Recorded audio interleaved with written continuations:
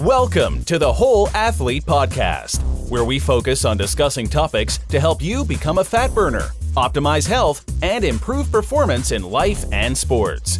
Transform the whole you from the inside out with the holistic method. Let's dive in. Here's your host, Debbie Potts. Hey everybody, it's Debbie Potts, your host of the Whole Athlete Podcast, and today I have a new guest on the show that I met at Nutritional Therapy Conference here last February 2018, and her name is Dr. Deanna Minich, and out of the 3 days of sessions, she said the most interesting information to me, and I wanted to have her come on the show to talk about this different type of concepts on nourishing and healing your body to help improve your performance in triathlons or just general life. So if you've been following along the podcast since we started back with Fit, Fat, Fast in 2012, I think John Smith started Fit, Fat, Fast and I co-hosted with him. We've evolved over the years of talking about just eating more fat, going low carb to help improve your metabolic efficiency for training for Ironmans and distances in running, cycling. We want to burn fat for fuel. So, of course, I still believe in that. But it's evolved over the years. The podcast has evolved over the years to talk about other topics, other concepts of improving your performance, as I say, the holistic method, the whole you from the inside out. And that includes not just our training and measuring our heart rate variability and eating more fat and going low carbs, ketosis, intermittent fasting, but also talking about digestion. Because however you choose to eat, if your digestive system is malfunctioned, which most people have some issues with digestion and leaky gut and low stomach acid, blood sugar dysregulation, we need to talk about that.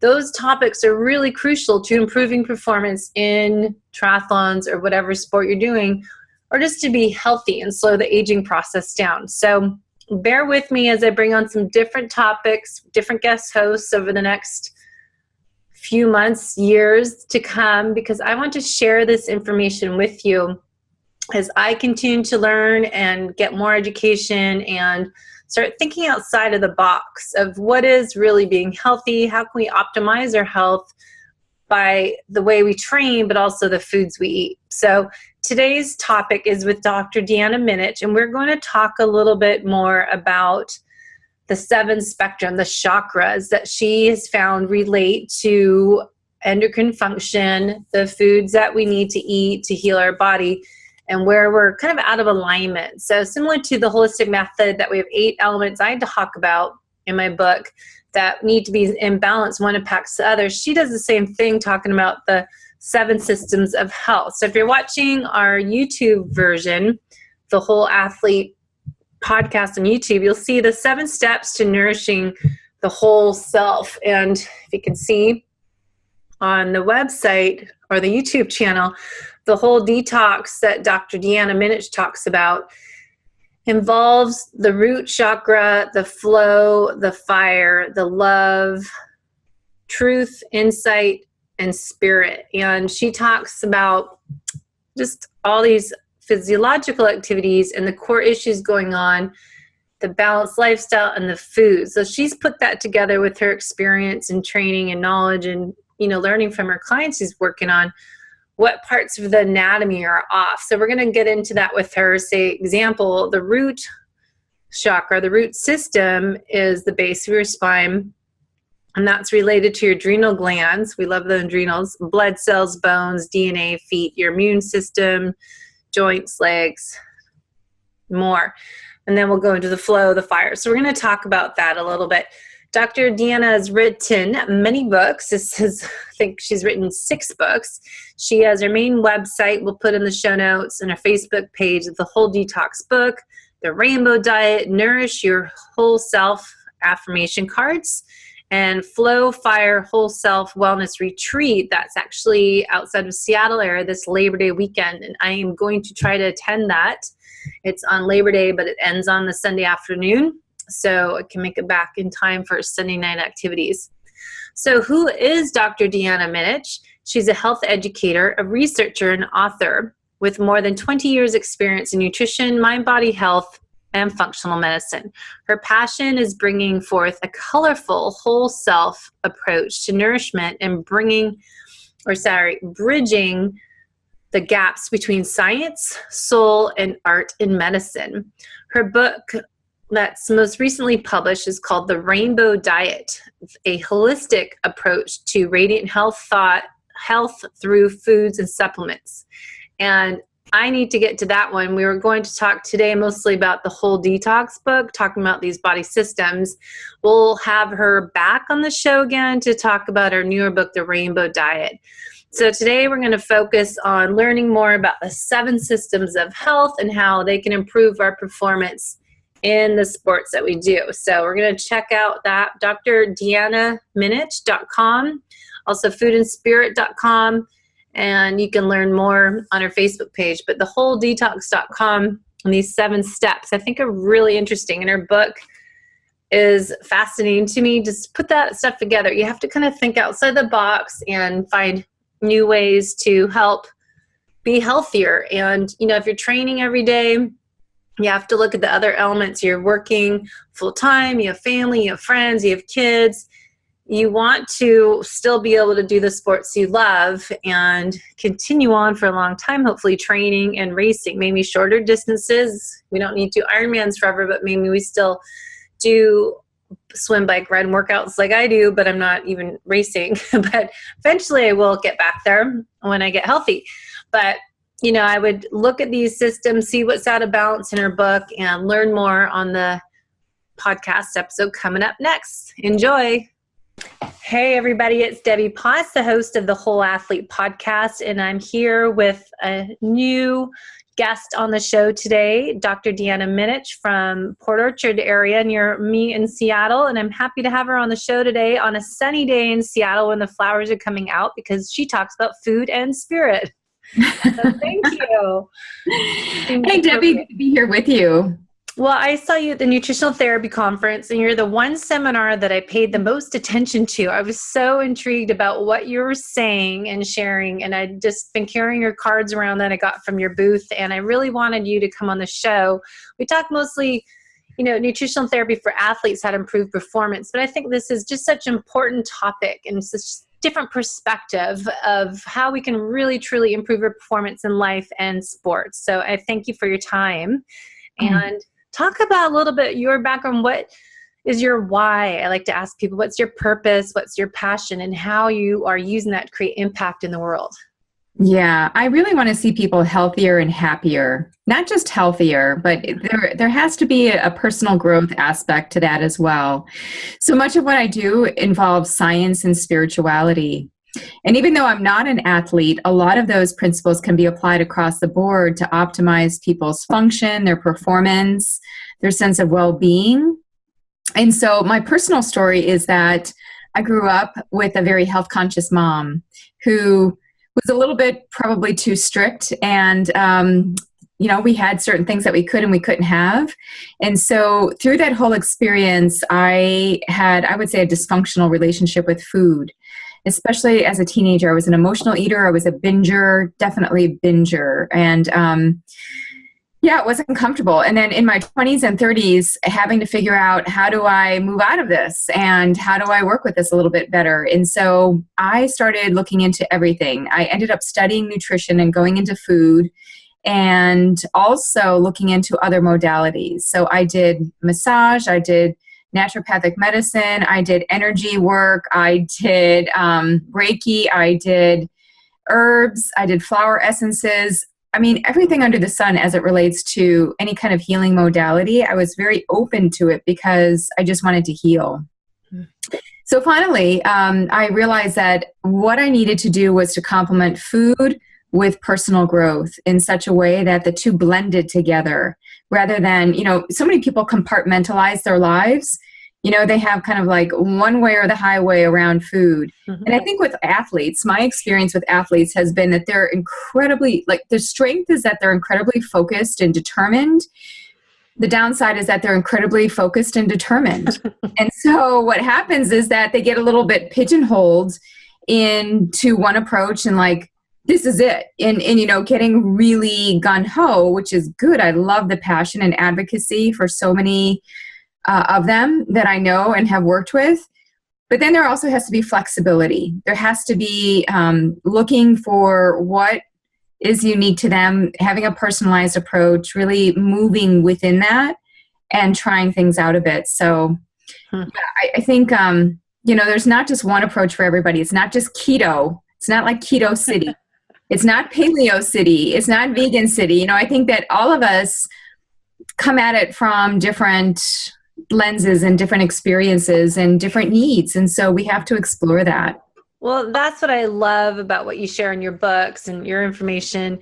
And what I learned a lot of nutritional therapy practitioner program when I started that, it just is what I've always kind of believed and felt, that no one's the same. There's not one size fits all. We're all bio individuals and have different backgrounds. And I think I shared in my story, Life is Not a Race, about my adrenal exhaustion, living life as a race every day. And I find that so many people do the same. And I think that's what was my passion, to share that story. But it sounds like, reading your book, it seems like it's a kind of a combination of what I've learned from my Life is Not a Race story I shared and my holistic method, is that you have to work with each person as an individual.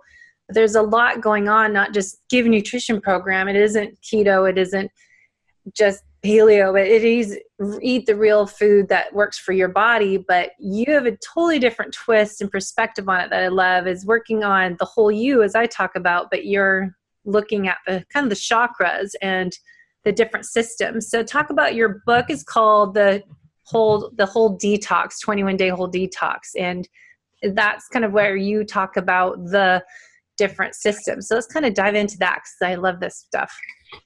Yeah, I'll pull out a graphic for that. I have 6 books actually. And the one that you mentioned, the whole detox book, is my book number 5. Book number 6 is called The Rainbow Diet. That's right. So what I base all of my teachings on, so I just want to show that I do these rainbow teachings in all of my books. And so it doesn't matter which one you pick up, it'll be in there. And the only thing about the whole detox, though, that I think a lot of people like, is that it's very action oriented and it's a plan. It's 21 days, gives you recipes, and it's diet agnostic. So it doesn't matter if you are a vegan or you eat meat, there is a track for both.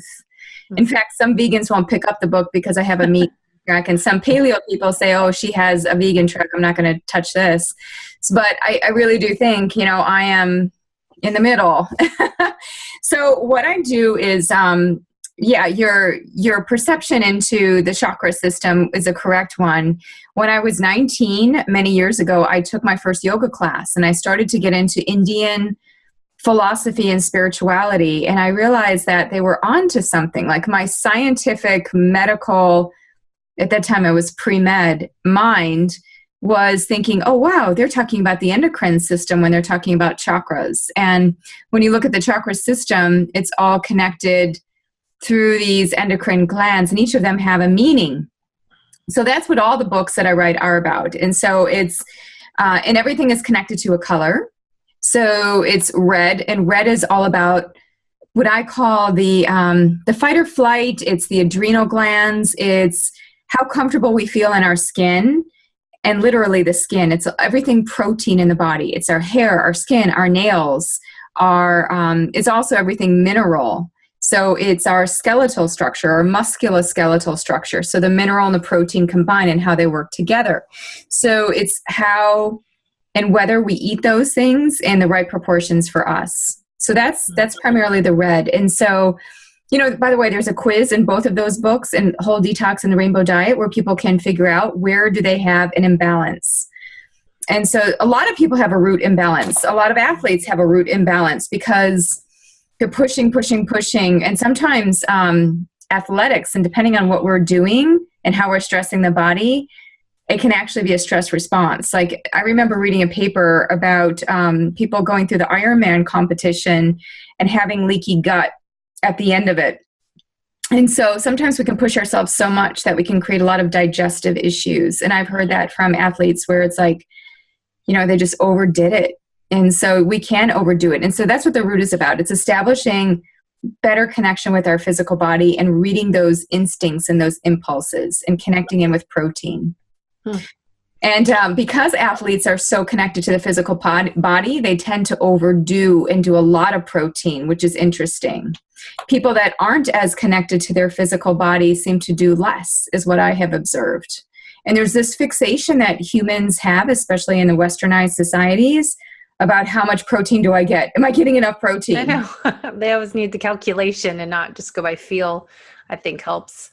Yeah, there's something about a societal imprint around protein for sure. It's seems to be a marker of who we are as physical beings. And in fact, so many health trends kind of wax and wane based on protein. It's kind of like, and you can look at societal things and what's going on, like food security or just security issues, safety issues seem to be connected in with this center and with protein. The next one is orange, and it is all about the reproductive system. So whereas the red is more inflammation, fight or flight, adrenals, orange is reproduction, it's ovaries, testes, it's orange-colored foods, it's fats and oils, it's all the stuff that gets us to flow. And a lot of people aren't flowing, and so we have to figure out what helps us to flow in our mind. Yeah, you've got the same chart there. Chart, I saved it over here. Yeah, so taking a look at that is important, and I do think it's important from an emotional standpoint. On the back of what you have there is the circle of whole detox, and so each one of these colors brings in a modality. And so for the orange, it's all about really tapping into our emotions so that we can flow better. Our emotions are getting us to flow.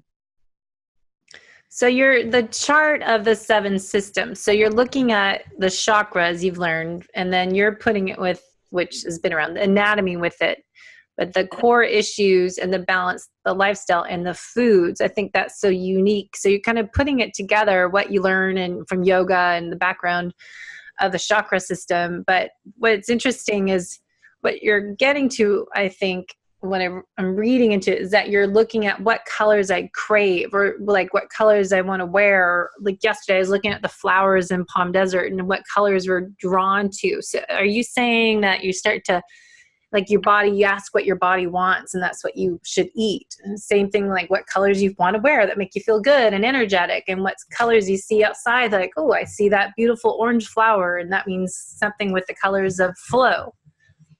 Yes, sometimes. I think that color is one piece of it, but then there's the energetics of it, which go beyond color. So the color is used to represent the different systems and also the connections to the different kinds of foods for those systems. But just like I mentioned with orange-colored foods, if it's about flow and hydration, it's how do we get more water, more fats and oils, and not all of those things are necessarily orange, but then it's also orange foods that contain carotenoids like beta carotene in order to protect and create a sense of flow in the body. Mm-hmm. So yeah, it's a little bit, there's much more to it, and that's why in the books I go into what is the system, what is the pattern that arises. So as an example, somebody who is emotionally repressed, maybe they're dehydrated, maybe they have reproductive issues.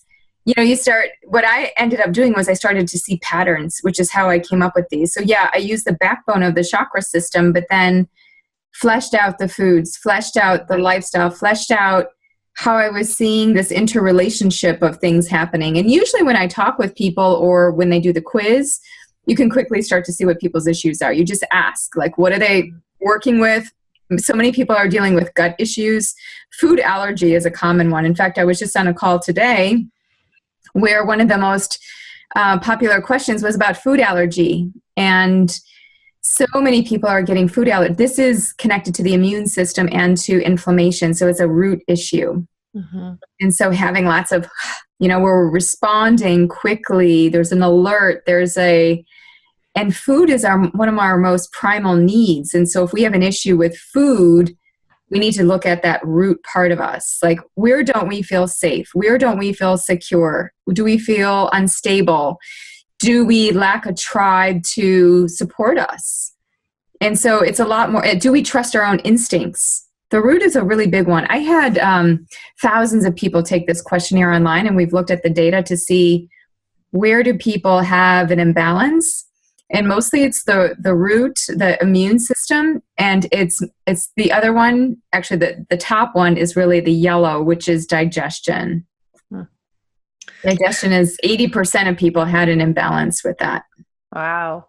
So let's just finish the yellow is fire, and then just go through those, and then let's spend a little more time on the root and the flow, because as you said, I think that's where I see it all the time with my clients is adrenal issues, because I'm more aware of it myself, and digestion, working with more nutritional therapy, but they're all connected.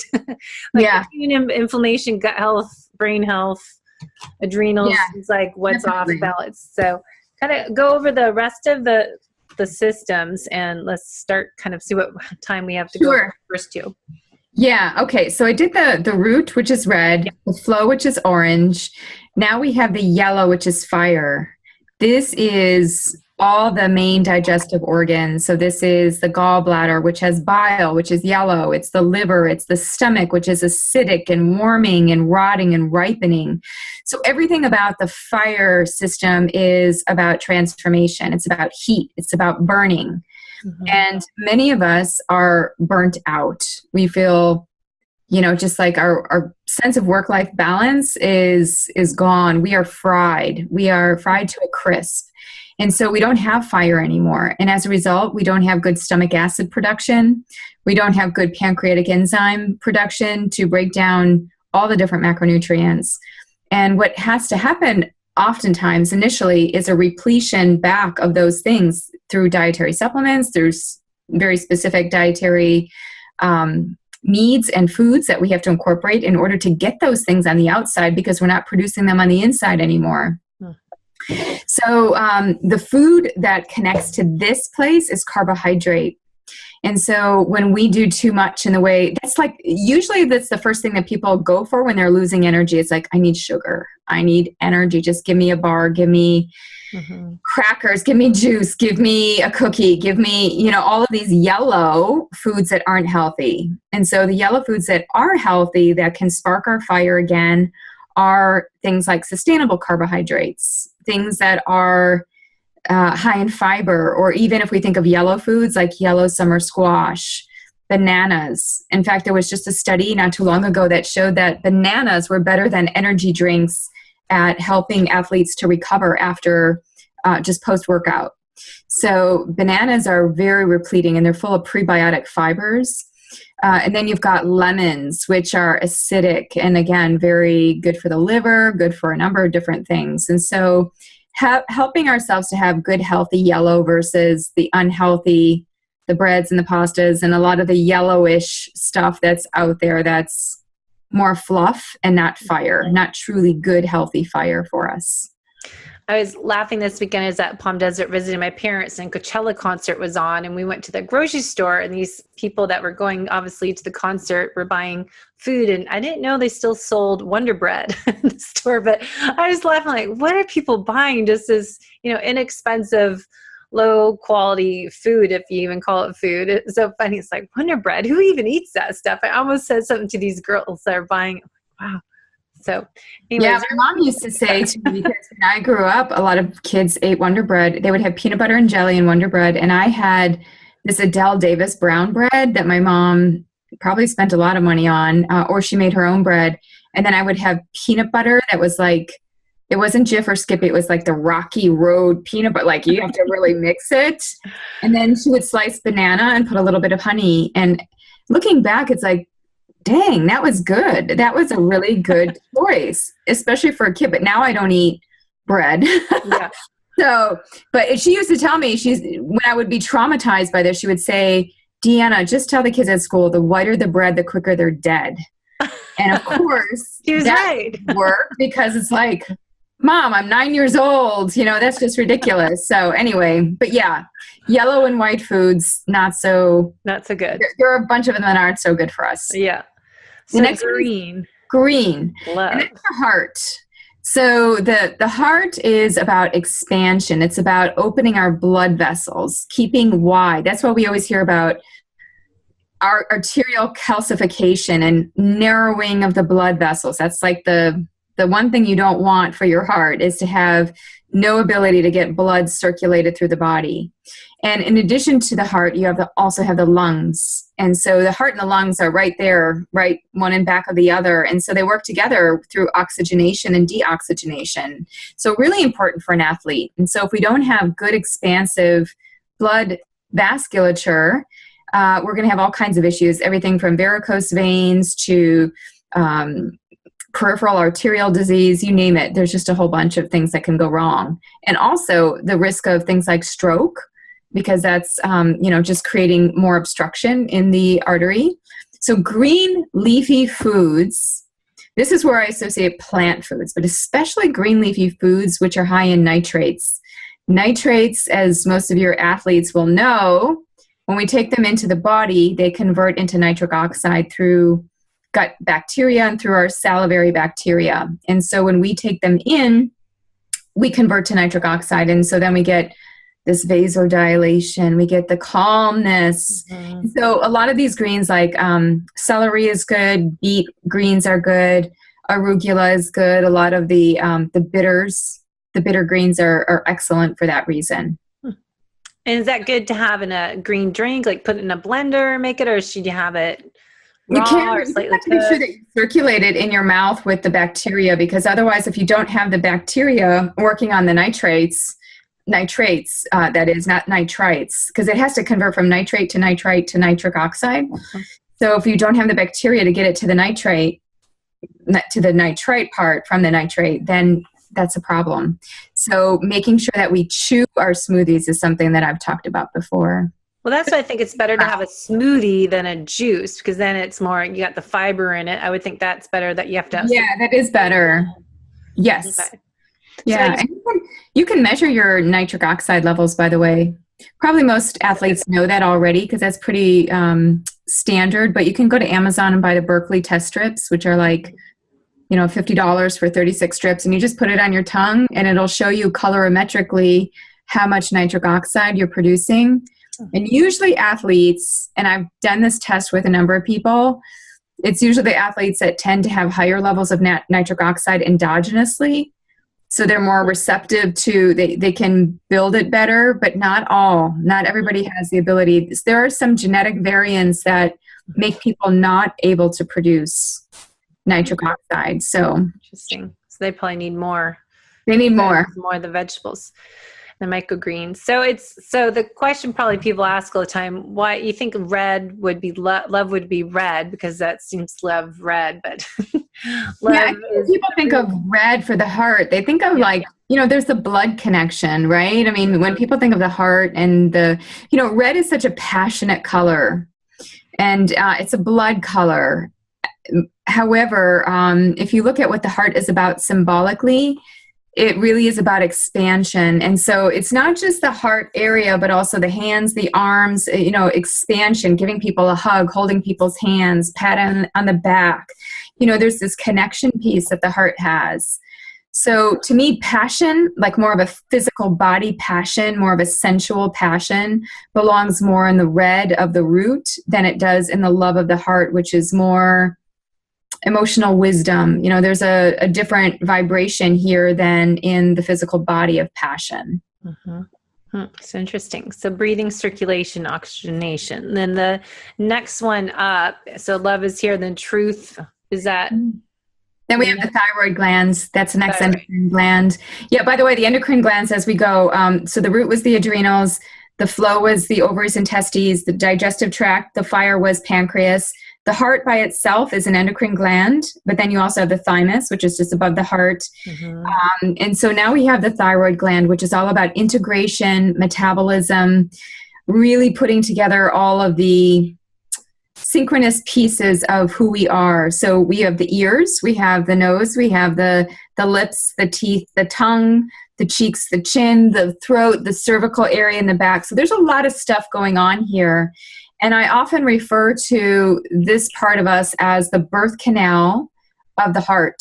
If we think of women having a lower birth canal with the uterus as the kind of the crucible of creation. Up here, we have a crucible of creation, but it's not a physical creation. It's often an emotional creation. So we birth that. We speak our truths. We speak our passions. We speak when we have love for somebody, or we speak when we feel strongly about something.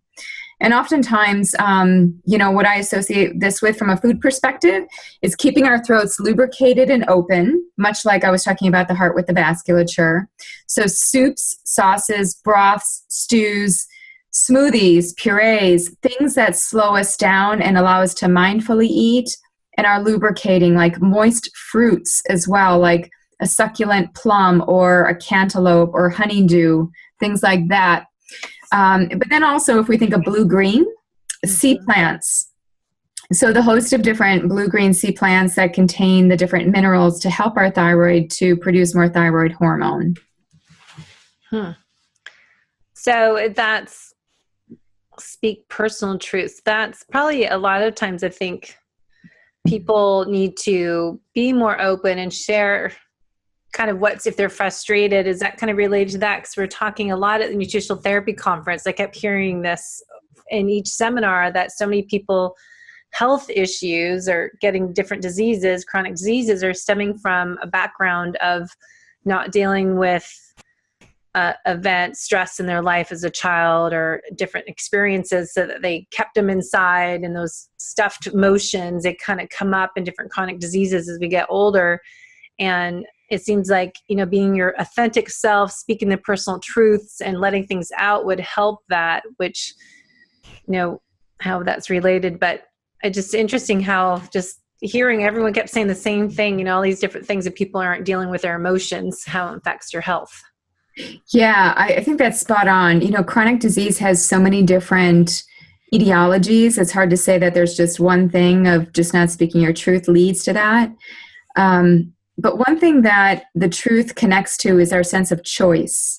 And our choices all culminate into who we are. And so if we've made choices, whether choices that involved our emotions and not to express, or choices to think certain things, or choices to eat certain foods, choices to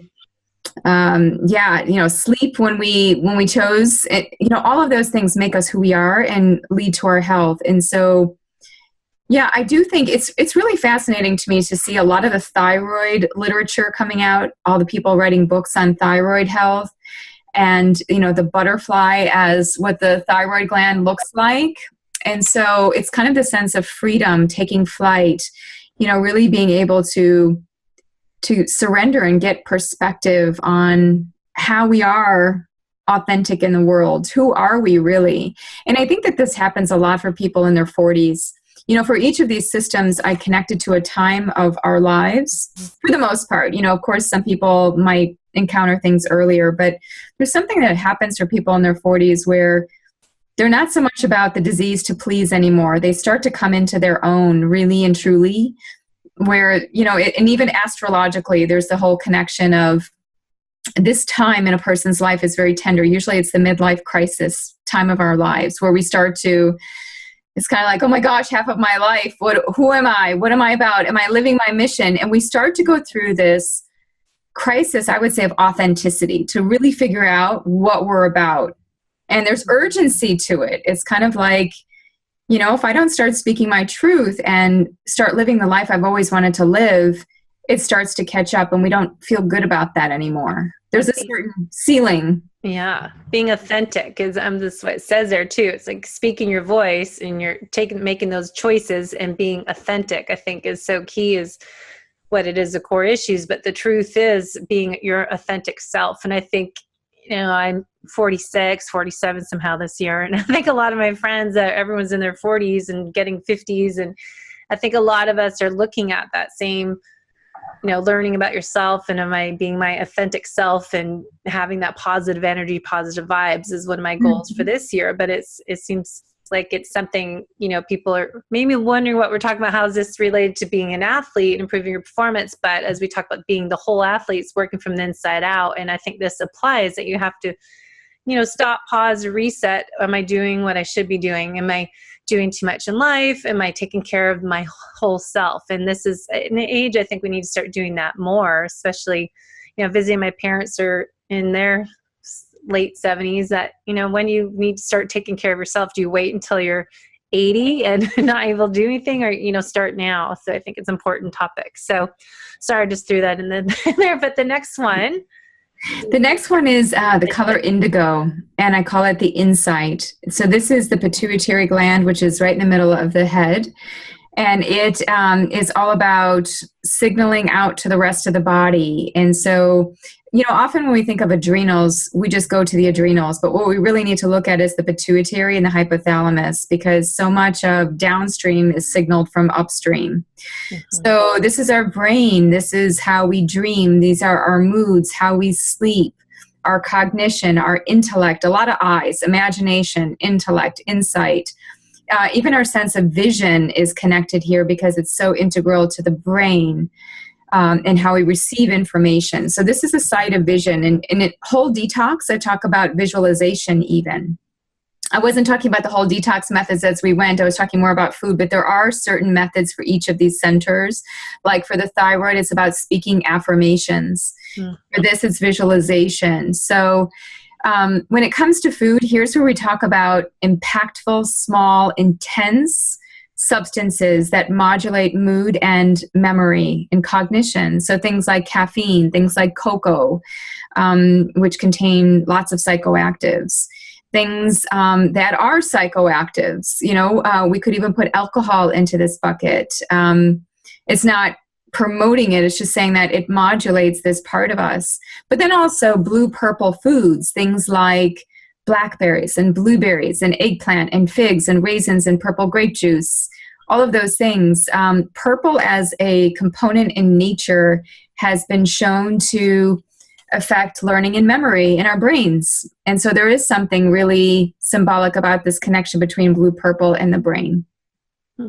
So all of this, you can tell what areas you need to work on from reading your books, and finding the quiz is where, if you're working on your own, how you figure out what you need to, do you pick just one? Or, it seems like everything's interrelated. So yeah. First you do the quiz and you figure out which one is most out of balance. And being that this is like a web, when you start working on that one, there's a ripple effect, and then you start healing the others, even though you're focused on one. So, for some people who have insomnia or who are losing their memory, they don't feel as confident about their memory, or maybe they have attention deficit disorder where they're just like, they can't focus. Mm-hmm. Or vision issues where their vision is declining or changing. This would be where you would want to look at the insight. How do we listen better to our intuition? How do we sharpen our intellect? And how do we do that with food? Yeah, and you can do it obviously with physical activity too, as we're talking about athletes. There's kind of that lifestyle component that we're not talking about as much, but you can imagine that each of these is really fleshing out into a bigger, broader context in one's life. Yeah, this is looking at the whole person for sure. And then the last one is spirit, and talk a little bit about that, because that's a big one. Yeah, the color white, spirit, pineal gland, it's how we perceive and receive light, and it's the invisible. So it's the non-physical part of us. So instead of our physical body that you could see, it's the stuff you can't see, not very easily. So it would be electromagnetic fields. It would be I put the nervous system here because of the fine wiring and connecting the entire physical structure through the nervous system. And that really, the nervous system is one of the first systems to go out of alignment when something happens. We often think it's the digestion, but it's so much about the nervous system. So this is our sense of circadian rhythm. And there's a lot about that now with blue light blocking glasses, or, making sure that we have connection to sunlight, connection to light, honoring rhythms, not working shift work. And this is also cleansing. This is the space of no food. This is intermittent fasting. This is detoxification, clearing, cleansing. And if you look at medical and spiritual traditions, a lot of them used cleansing as a ritualistic practice. Mm-hmm. Detox is not a new thing. This is something that goes back since probably the dawn of humankind. We've always felt a need to be clean and clear and to be reset. And we did that in different ways, whether it was leeches or sweat lodges or saunas, or, I mean, even my ancestors, my relatives in Sweden, when I went to see them, I mean, they have a sauna. Most Swedes and Scandinavians have saunas in their yards. Like, that's part of their garage. It's like just a part of the house even. So, I mean, these ways are very old and ancient, and they were always a part of us really, you know, just getting clear. And I think what's happening now in society is that we're getting a real big wake-up call on all the toxins in the environment and how these toxins are making us sick. And so they're messing with our nervous system. They're causing tremors. They're causing headaches. They're causing multiple chemical sensitivity. They're causing autoimmune conditions like multiple sclerosis. And so, yeah, we need to focus on letting go of certain things too, letting go of toxic foods and substances. And even perhaps if we think it's right for us and we're working with a practitioner, seeing how different fasting methods could be helpful. Mm-hmm. Yeah, that's what we've been working a little bit more this last year at my studio, doing a 5-day type of detox and cleanse. And I just got the sunlight infrared therapy treatment room set up. And it's amazing how I go in there and it's just so just letting go. And it's just amazing. I'm just such a big believer in them now that I've had it just for 3 weeks, but it just feel so different when I go in there and come out. It's just addicting. I want to go in there and just feel that feeling. I don't know what it is, but I can, you know, it's just healing. It's just a magical feeling, but powerful at the cellular level, but mentally it feels good. I do everything in my sauna. It seems like I meditate in there. I read in there. I do bring my phone in there sometimes and like catch up on emails. Sometimes I take calls in there. I mean, I just love being in the sauna. It just feels rejuvenative. It feels restorative. And mine also has the color. You might have the color option. And it's like, ooh, even more. I want to be bathed in a little red, or I want to be bathed in purple for a bit. So that good question. Do you, based on this chart and the chromotherapy chart, does it overlap then? Because it says the benefits on the chart that I give clients and figure out what color do they need based on their goals for that session and what they're working on nutritional therapy wise, but is it probably overlaps, I would think? You know, there are so many different color therapy guidelines and different things that people are into. So I don't sync up with any particular paradigm. I'll have to put this in the manual, we'll test it out. Yeah, put it in the manual. I mean, in the whole detox book, I talk about red being a color of stimulating, and it's, you know, it's definitely engaging and it's reactive. Mm-hmm. Orange is warming. Yellow is a happy color. Green is soothing. It helps with heart rate variability. Blue, the science of blue talks about how blue light can help us be more creative. It can help us to feel more relaxed. I think it's because it helps us to be relaxed. It helps us to be creative. And blue infused white light helps with focus and certain other cognitive parameters. So yeah, it does sync up to some extent. I just don't think that there's been enough. Again, I'm more of a science and spirituality person. So it's kind of like, well, what does the science say and what does ancient tradition say? And how do we bring those two things together? I love that. Well, that's what I'm learning a lot using this with my clients and into the holistic method program, trying to create at the studio. So it's not just training. It's just, all right, let's take care of the whole you. And we have our bone broth and do these different programs, but adding the infrared and how people respond to it. You know, they're not able to be still and they want to take in all these books and their newspaper. I'm like, no. Yes. And I'm trying to add the vibrant blue oils. I just got like, okay, we're going to put the parasympathetic oil on you. And just because I try to explain, I just wrote a blog yesterday about the parasympathetic and the sympathetic. And I have to explain the two nervous systems to people and understand if you want to, same with athletes listening to the podcast, if you really want to repair and recover and detoxify and digest your food, it is a parasympathetic nervous system process. So how many people are having, I think we have so many areas of opportunity of our health from the inside out because we're doing everything wired that we're not able to get the rest, repair, and recovery and detoxify and digest from that sympathetic lifestyle. So Anyways, last little bit here, let's kind of talk about where to direct people and how to get started for athletes, endurance athletes who want to improve their performance. They want to get the extra edge. How can they use your product, or where should they get started? How should they go? Yeah, the best source is to go to my website, which is deannaminich.com. So DeannaMinich.com.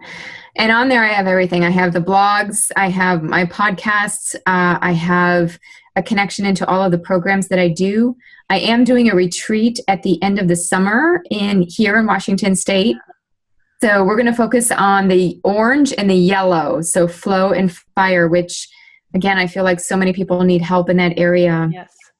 So, yeah, everything is there. And then I also have a certification program for practitioners. And so often it is that people want to do a one-on-one and work with somebody in a personalized way. And so you can do that with any one of the trained practitioners. And you can find those practitioners on the foodandspirit.com website. Great. And I think your books, they're all on your website, I'm sure. Yep. And what are you working on next then?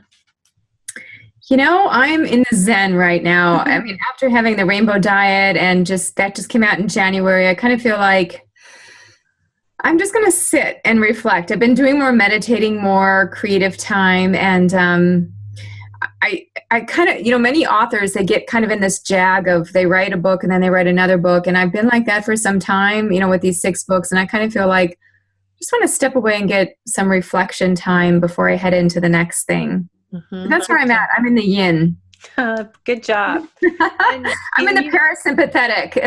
That is so good. I think a lot of us need to do that a little bit more and find that time to take care of you and just step away sometimes and just slow down and say push pause and reset, and you just need to reboot the system your own way every now and then instead of just going. Yeah. So we'll put all the links in the show notes, and I thank you so much. I love this information, and I hope to go to the retreat. That retreat's Labor Day weekend, isn't it? That you're doing? It is. Yeah. So we go Friday afternoon until Sunday at lunch. So you still have a day and a half free for that weekend if people are doing that as a Labor Day weekend. Oh, good. I might be able to make that. My husband started this Boots, Bourbon, and Barbecue at our house last year. They wants to do it again, but I think it's Sunday night, so I can make it back in time. Yeah, you'll be all in the zen as you go into the barbecue. Yeah, I don't drink bourbon, but they do this whole bourbon tasting. So everyone can find all the information on the video. If you're watching us, we kind of showed some of the carb, but you can get more information on there. And we look forward to hearing more from you and get all those books caught up. So by the time we're done reading those 6 books, you'll be out with another one. Sounds good, Debbie. And I'll see you on Saturday. All right. Thank you. Thanks for listening to the Whole Athlete Podcast. If you have any questions, feedback, or topic suggestions, let us know on Facebook or at wholeathletepodcast.com. You can help us continue and grow by leaving a review on iTunes. Thanks again, and see you next time.